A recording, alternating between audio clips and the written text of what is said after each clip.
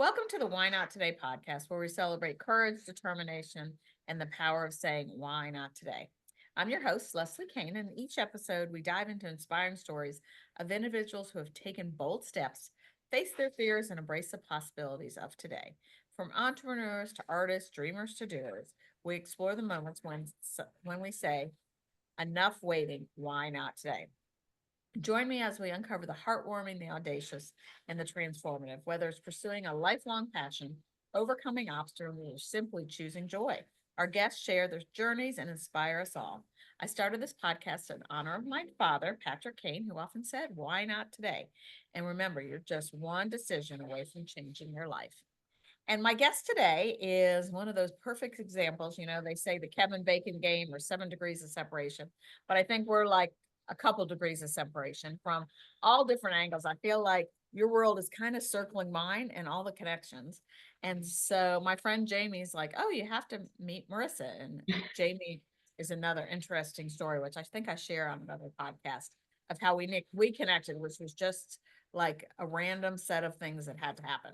And she's like, you need to meet my friend Marissa. And then when I looked on Facebook and all the connections from all the different places in my world and just so many people know you, love you, and I'm excited to know you too and have you as a friend. So Oh, welcome thank to you. the Why Not Today podcast. So Marissa, share with us a little quick bio of you and a fun fact that somebody might not know.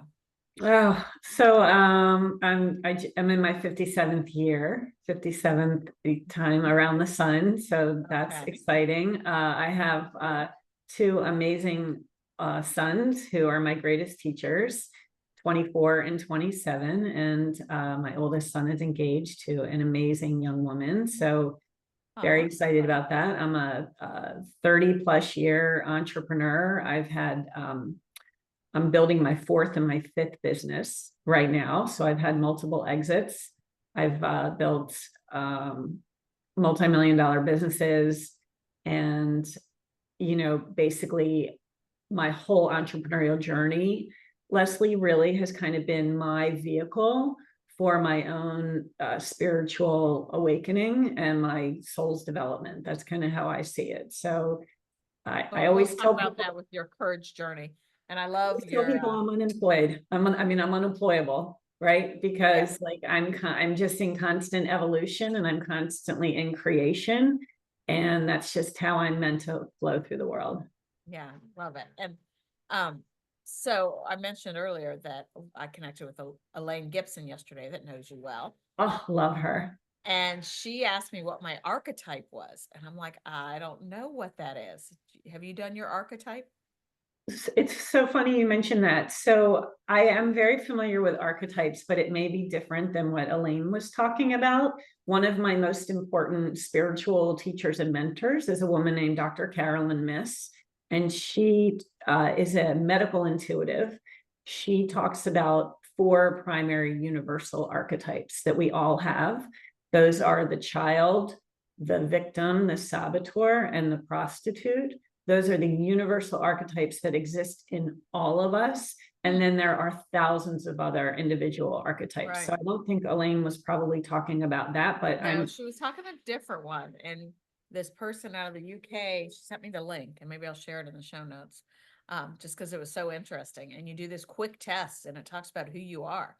And I'm like, all right, they know exactly it knew like I'm a creator and I'm creative and innovative and get bored easily and want the new thing and there's that many tests out there. I'm certified in the Enneagram, which okay, I I've think done is that before. the most deep, most of the deep rooted and most accurate tests. And then there are also tests around human design and gene keys, which kind of get into our genetic coding and our DNA, which I love. I mean, we could do a whole show on that, but there are so many different tests out there to kind of boost our own self-awareness and have a better Yeah. understanding of how we move through the world. Yeah, it was so cool. I've never heard of that one. I mean, I've done on Enneagram and I've done Strength Finder and obviously DISC and Myers-Briggs and recently the Positive Intelligence. Yeah, I'm trained in positive intelligence Are too. you? Okay.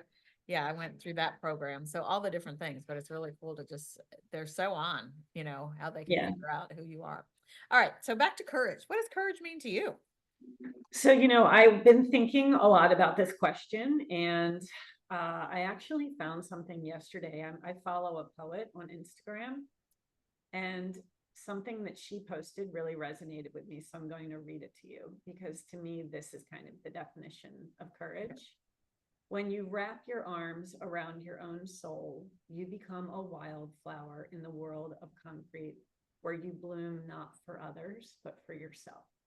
So for me, the definition of courage is truly having enough self-love to honor your soul, to honor who you are, to make decisions that are in alignment with your highest self, regardless of what other people are expecting from you. That really is kind of the definition of courage, is wrapping your arms around your own soul. Yeah, love that. It's interesting how everybody has a different take on it, and it all is so complimentary. And just like our personality difference, the courage is different. So just as you start to give that definition, your sound went a little lighter. So maybe speak up a little bit. Sure. Yeah, and hopefully you guys are not hearing the background noise at my house, but they are drilling in the concrete outside, and that's all I hear. So hopefully it's not coming through. We tried to test it, but we couldn't figure it out. But all right, so I love your definition of courage, and you've had lots of businesses. And so let's talk about your courage journey. And I always talk about people's courage journey, like your why not today moments in your life. And that moment that you remember where you were, what you were doing, who you're with, like you feel it, like that made those pivotal changes in your life. Um, Yeah, I've had many of those. Yeah. So let's I share some of mean, those and many. And I think for me, a couple of the most pivotal ones, I've had, so I'm a melanoma survivor. So I can remember the day that I got the call from the doctor that I had melanoma, and that was a big wake up call. Yeah. And then I had a breast cancer scare. I had to go for an MRI, and I was diagnosed from that MRI with stage 3 breast cancer. And so I can remember that day thinking I am not going to see my children grow up. I remember that day, but there were things going on in my body hormonally that were shifting like literally by the day. And so by the time my oncologist actually did another test, the mass that was in my breast had actually moved and dissolved. And so we had to do a lot of testing, and it came back as suspicious, but it did not come back as malignant. But I've heard those words, you have cancer, twice now. And so I've had to have procedures for, the melanoma, I had to have that removed. Thank God that didn't go any deeper. And then the breast cancer scare, I had to have 2 lumpectomies, and I have to, I'm under pretty constant supervision with all of that, just based on what my genetic profile is. And so when you hear you have cancer, it just really changes the way you look at life. And I've always moved through life knowing that tomorrow is not promised. And so for me, I forgive very quickly. I don't hold on to anger. I truly am, my intention, my highest intention is always to kind of be in that place of unconditional love and unconditional acceptance, knowing that everyone is on their own journey and everyone's doing their best. And I live by the 4 agreements within Don Miguel Ruiz's book, The 4 Agreements. Be impeccable with your word, and that means to be impeccable with your word within yourself as well as with others. Don't make assumptions, don't take anything personally, and always do your best, knowing that changes from moment to moment. So for me, we're all human, and I certainly have had my times and periods in my life when, that I'm not proud of, but I also have engaged in self-forgiveness. But overall, my intention is to move through life from a place of not even just forgiveness, but to even transcend that to a place of compassion and empathy and understanding, knowing that everyone does their best. Love that. And, it is such a journey. In that book you recommended, The 4 Agreements, I have it. I don't think I've ever gotten through it, but I pulled it out again. So yeah, it's very important. I tried to, I mean, that was when I was raising my kids. It was a book that was very important for my parenting, so Right. that we could raise our children with compassion. Yeah. Yeah. I definitely need to pull that back out. It's amazing how some books, I don't know about you, but I read in one period and then I grab again, because that is one thing I'm very protective over is my books. Like they don't leave my house. I've let a couple people borrow them and I don't see them again. So I stopped doing that. Because I pick them up again and I read them. And I'll be Yeah, reading 6 books at the same time, you know. and different messages come through. Oh yeah, and you read them Yeah. totally different. One of my other most important books is called The Second Half of Life. It's by a cultural anthropologist named Angeles Arian. And that book, every time I listen to it, something new emerges. Like I've listened to it probably a dozen times, and it is such a profound book about the second half of life and that what that journey looks like. You know, we spend so much of our life, especially the first half, becoming. Right. And the second half really is kind of unbecoming, right? It's recognizing that all of the striving that we've done in our life is only going to bring us to the place of realization that we have always been complete. Yeah, I have to listen to that one. And I do enjoy listening to books and reading books. And I found if I listen to books, I remember key points where I am when I'm walking or doing something. Mm-hmm. Yeah, yeah. I listen to books all the time while I'm walking, if I'm not in silent meditation, you know, where I just leave everything behind. And I have discovered recently, I don't know if you pay for Spotify, but there's a lot of books on Spotify that's part of it. Yeah, So, yeah, I do. Plug for that listening. All right, so give us some tips, some stories that you've gone through. You know, how can we encourage other people, bless other people, give people tools? What would be based on your journey, your advice to other people? So I think my most important piece of advice as people are kind of going through their own journeys is, you know, from the time we are born, we are conditioned. We are conditioned to compare ourselves. I mean, people, you know, kids go to preschool at ages 2, 3, 4, 5. From the minute that they are put in community environments, they're being compared to other people, whether it's this one with the blonde hair, this one with the dark hair, this one with the light skin, this one with the dark skin, the short one, the tall one, the fat one, the skinny one, the one who's outgoing, the one who's not outgoing, the one who's got straight hair, the one who's got curly hair, the one who's got brown eyes, the one who has blue eyes, right? Like it doesn't matter what it is, but we are already conditioned from the time we are little to be compared to other people. And so what that does, Leslie, is it creates in us at a very early age a feeling of separateness. And it takes a very strong person to not be impacted negatively by that, right? To not be impacted by the external voices of comparison. And so going through our journey, if we can truly do the work where we feel connected to who we are in our soul and feel connected to our spirit, it's going to help us a lot in the long run. I've done a lot of writing and a lot of speaking about imposter syndrome, and especially, you know, we're in the DC region, right? This is a very driven type of environment. It's a very comparative environment. I mean, it's a very polarized environment.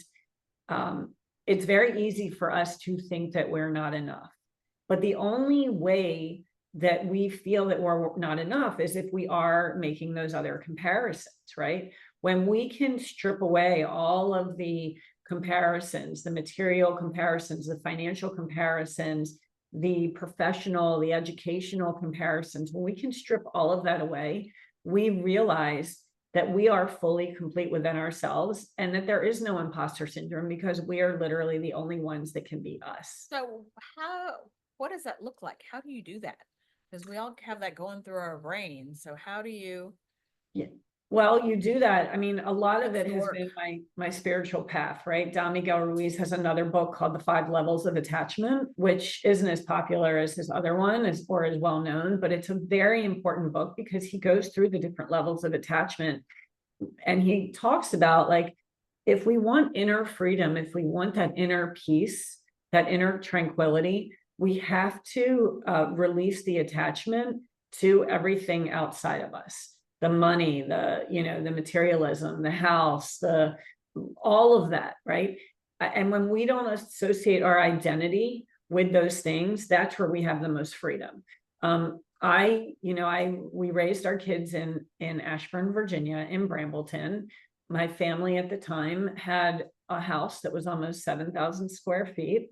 That's actually, Jamie and I were neighbors, and it was just such a bizarre upbringing and existence, for me, not my own upbringing, but just a bizarre existence, because I've never kind of been rooted in that material world. And here I was in this environment where it was like, that's really all it was about. And just being there, it just, for me, it was like the Twilight Zone, right? And so that was almost 7,000 square feet of footprint, which never felt good for me, because I felt that environmentally and ecologically it was irresponsible. I felt I could never catch up. There were rooms in that house that we never went into. It was so much, right? That much space. Yeah. And I look at my life today now, Leslie, and I'm in a 715 square foot apartment, and I've never felt freer. Like, my whole life is lighter. My whole life is simpler and lighter. I believe in living light, traveling light, and being the light. Like, that's kind of how I go through life. So I have a 715 square foot apartment, and it's perfect. Like, it's all I need. There's no additional footprint. My utility bill every month is $60. I can't imagine what it was before in the big, huge house. It was insane. Yeah. It was hundreds. Oh, Hundreds. yeah, it's ridiculous. And so the house I grew up in, Reston, was, when my parents bought it in the 70s, it was the most expensive house in Reston. And they paid a whole $150,000 for it, Wow. which is scary. But we had a good life, but I didn't realize we were the family people like, oh, they're the ones with the money, which we didn't. Yeah. We had 6 kids, and it was never really that, but it's amazing the perception. And then I look at those houses now. Most of those houses and they're single family, pretty nice size house on the lake. There's 1 and 2 people on most of those houses, and that the square footage per person is ridiculous. Yeah. So Yeah. we can go on a whole tangent of that, but yeah. But just, you asked about how do you get to that place where you're not in the constant, the comparison mode. And it really is about not looking outward. It's about looking inward, right? And just really understanding what speaks to your own spirit and what speaks to your own soul. And from a business perspective, when you can dial into that and you can really be connected to what I call your zone of genius, then from building a business, because I've built multiple businesses, I'm kind of shifting into strategic mode now, and I do this with my businesses now. I want to stay in my zone of genius of creation and creativity, connection, communication.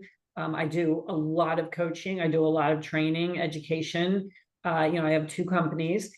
In order for me to stay in my zone of genius, I have learned how I am the bottleneck, the impediment to my own growth. Okay. So what are the areas in my life that I don't enjoy? What is not the highest and best use of my time? I always want to be spending and investing my time on things that I love, that I'm great at, and it's the highest and best use of my time. And so anything else, I outsource. So like, I have a full-time digital marketing assistant. I don't want to know all of those technologies. I don't want to create my own marketing materials. I'm great for content and ideation, but I don't want to touch a tool, right? So know what you do well, know what you love, what your zone of genius is, what you want to be doing all day, every day, and then outsource the rest. And people might say, well, I really can't afford that. Well, you have to put your own skin in the game in order to build your business. And if you can do that and really stay in your zone of genius, then you're going to end up generating a lot more revenue for yourself than if you try and do everything, including the things that you don't like. Right. Totally agree. And yeah, I had I'm having my website redesigned. And so there was a couple graphics I gave to the women working on it. I'm like, how would you change this? And they redid it completely in like 10 minutes. And I'm like, okay, I am staying in my lane. That is not my Exactly. lane. That's right. That's right. Uh, That's right. and a quote that I've heard many times is take the pennies out of your eyes so you can see the dollar signs. Oh, I love that. And so, the example is cleaning your house. You know, it takes you a long time to do it. Pay somebody and get on the phone and work and sell whatever you're selling or do your work, because that's not making you money to clean a toilet. I totally agree with you, and we probably have a lot of people listening to this show who might have kids who are in middle school or high school or going through the whole college process. I will tell you that my older son was in a private school, and so his school had a very robust college application support system. My younger son was in the public school in Loudoun County, and the guidance counselors were overwhelmed. So there was no support at all for preparing them for college. Again, that was not my area of strength, right? I didn't know the process. I didn't want to know the process. And I didn't want the last year of him being at home being about me nagging him to get his college stuff done. So I wanted to take that out of our relationship, and I wanted to really enjoy the last year that he was home. And so I outsourced that to a college counselor, and it was only a few hours. It wasn't a huge investment. And what it did is it took all that stress out of our relationship.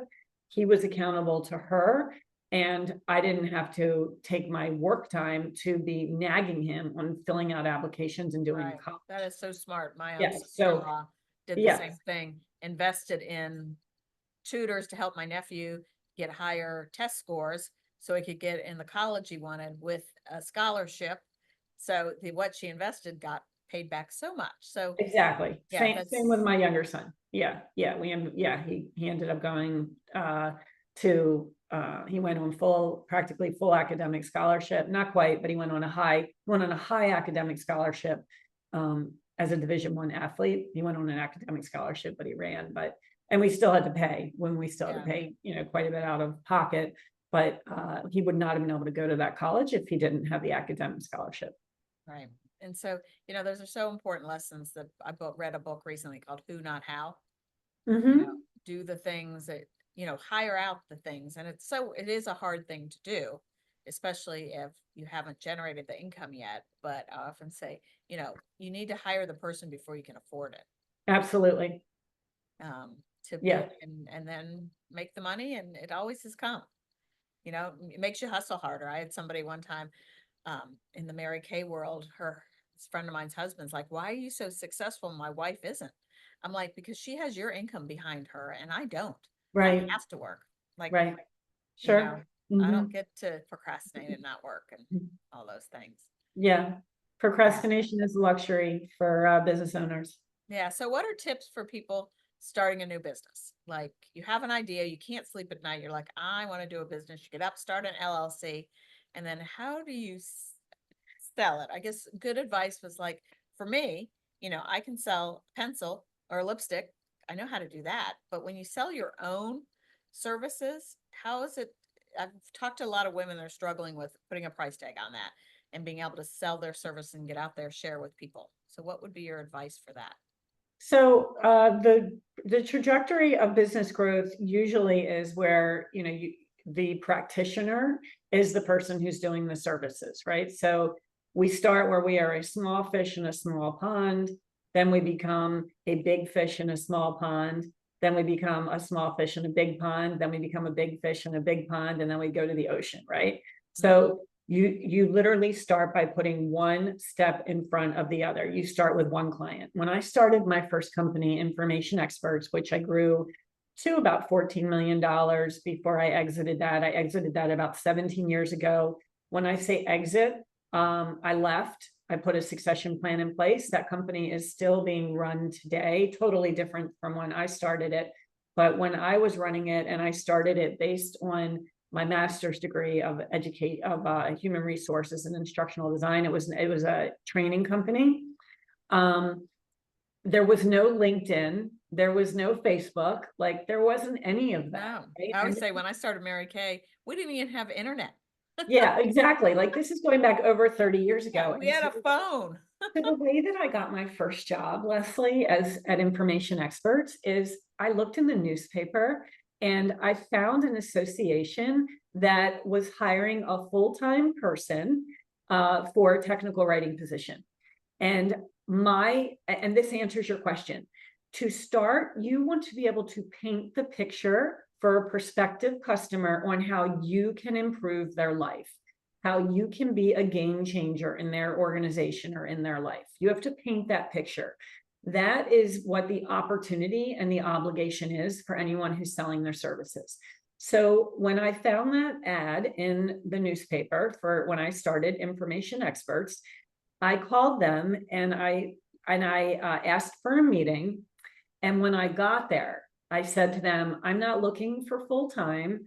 I am looking to be a contractor, and let me explain to you why that will serve your organization better.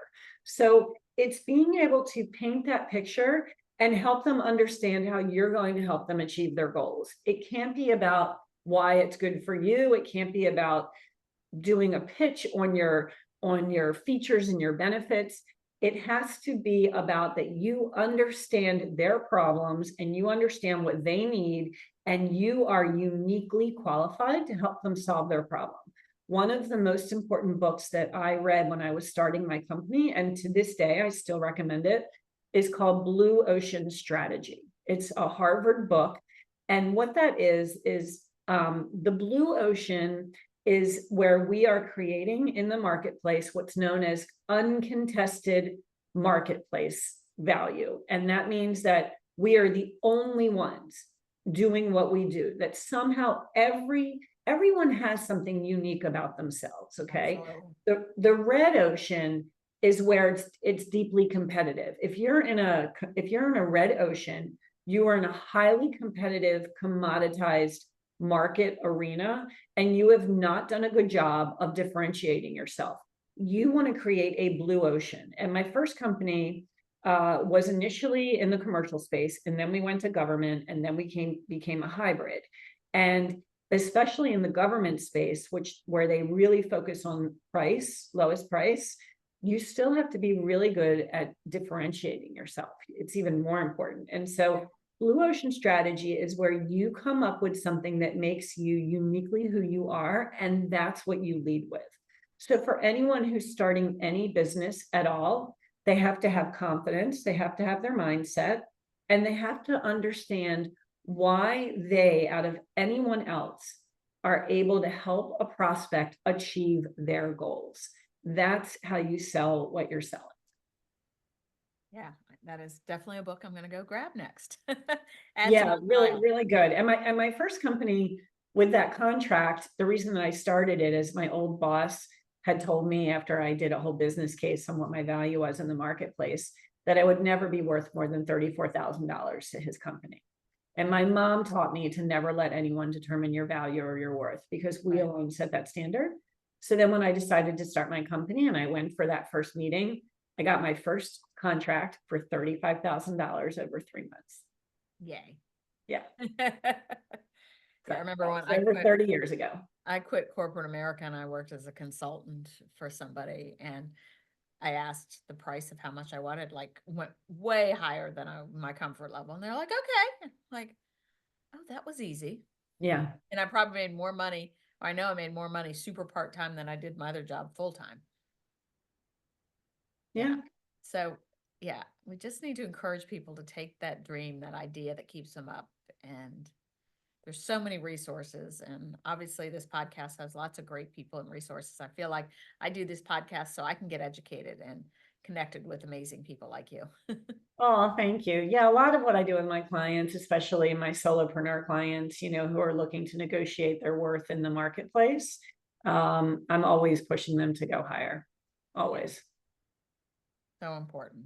So, anything else you'd like to share? Lots of different things. You tell me what you'd like to talk about. I can talk about mindset. I can talk about entrepreneurship. I can talk about leadership. I can talk about the work-life integration and work-life balance. I can talk about a few more minutes. So let's work on mindset, because I think that's so important.